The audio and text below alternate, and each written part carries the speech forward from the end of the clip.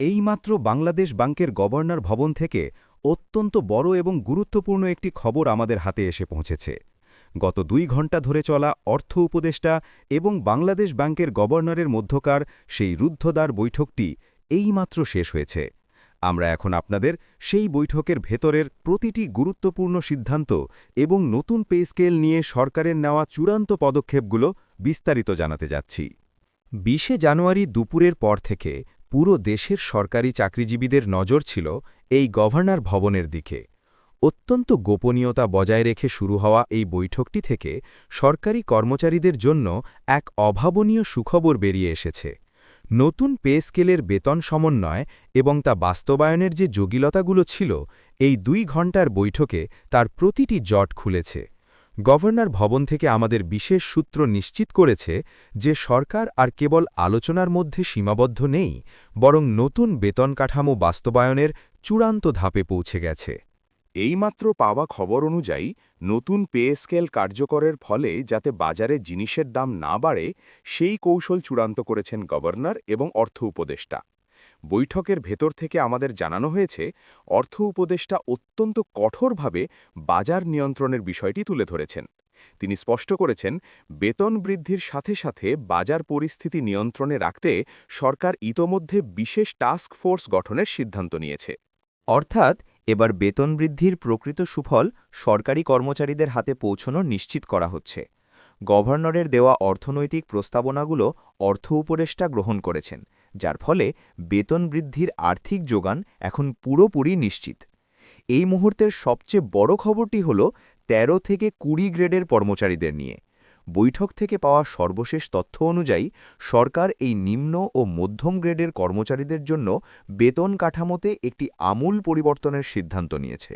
এইমাত্র পাওয়া ড্রাফট অনুযায়ী তাদের মূল বেতন বৃদ্ধির পাশাপাশি আবাসন ভাতা এবং চিকিৎসা ভাতায় এমন একটি পরিবর্তন আনা হচ্ছে যা আগে কখনো দেখা যায়নি। সরকার নীতিগতভাবে একমত হয়েছে যে তৃণমূল পর্যায়ের কর্মচারীদের জীবনযাত্রার মান উন্নয়নই হবে এই নতুন পে স্কেলের মূল লক্ষ্য। গ্রেড ভিত্তিক যে দীর্ঘদিনের বৈষম্য ছিল তা দূর করার জন্য একটি বিশেষ গ্রেডেশন ফর্মুলা এই বৈঠকেই চূড়ান্ত করা হয়েছে। অর্থাৎ আগামী কয়েকদিনের মধ্যেই যারা মাঠ পর্যায়ে কাজ করেন তাদের জন্য একটি যুগান্তকারী পরিবর্তন আসছে। বৈঠক শেষ হওয়ার পরপরই পেনশনার এবং যারা অবসরে যাওয়ার অপেক্ষায় আছেন তাদের জন্য বিশেষ আশার খবর পাওয়া গেছে।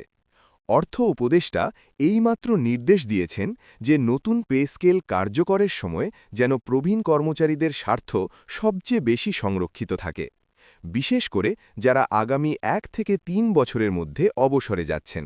তাদের পেনশন গণনা যাতে নতুন এবং বর্ধিত স্কেল অনুযায়ী হয় সেই ফাইলটি এইমাত্র অনুমোদন পেয়েছে।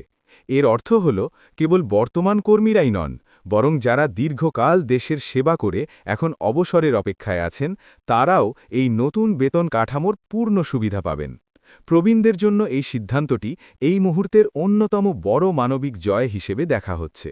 বৈঠকের ভেতর থেকে আরও একটি বৈপ্লবিক খবরের ইঙ্গিত পাওয়া গেছে, তা হল অটোমেটিক ইনক্রিমেন্ট বা মুদ্রাস্ফীতির সাথে স্বয়ংক্রিয় বেতন সমন্বয়।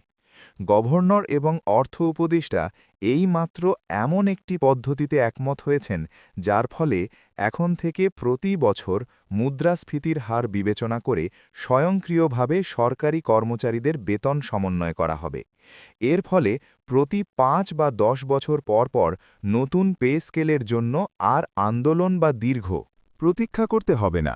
তবে অর্থনীতির উপর যাতে হঠাৎ চাপ না পড়ে সেজন্য গভর্নর একটি বিশেষ প্রস্তাব দিয়েছেন যা এই বৈঠকে গৃহীত হয়েছে। বর্ধিত সুবিধাগুলো কয়েকটি ধাপে বা নির্দিষ্ট কিস্তিতে কর্মচারীদের অ্যাকাউন্টে যোগ হবে। এটি করার মূল উদ্দেশ্য হল দেশের ব্যাংকিং খাতের স্থিতিশীলতা বজায় রাখা এবং বাজারে টাকার প্রবাহ নিয়ন্ত্রণ করে মুদ্রাস্ফীতিকে কবজায় রাখা। আমরা এইমাত্র গভর্নর ভবন থেকে বের হওয়া কর্মকর্তাদের গতিবিধি লক্ষ্য করছি। যদিও বৈঠক শেষে আনুষ্ঠানিক কোনো সংবাদ সম্মেলন এখনও ডাকা হয়নি, তবে পর্দার আড়ালের খবর বলছে অর্থ মন্ত্রণালয় এই মুহূর্তেই প্রজ্ঞাপন তৈরির চূড়ান্ত কাজ শুরু করে দিয়েছে। এইমাত্র পাওয়া আপডেট অনুযায়ী আগামী কয়েক ঘণ্টার মধ্যেই সংশ্লিষ্ট দপ্তরগুলোতে এই বৈঠকের সিদ্ধান্তের কার্যবিবরণী পাঠিয়ে দেওয়া হবে। দীর্ঘদিনের অনিশ্চয়তা কাটিয়ে সরকারি কর্মচারীদের জীবনে এখন স্বস্তির সুবাতাস বইতে শুরু করেছে।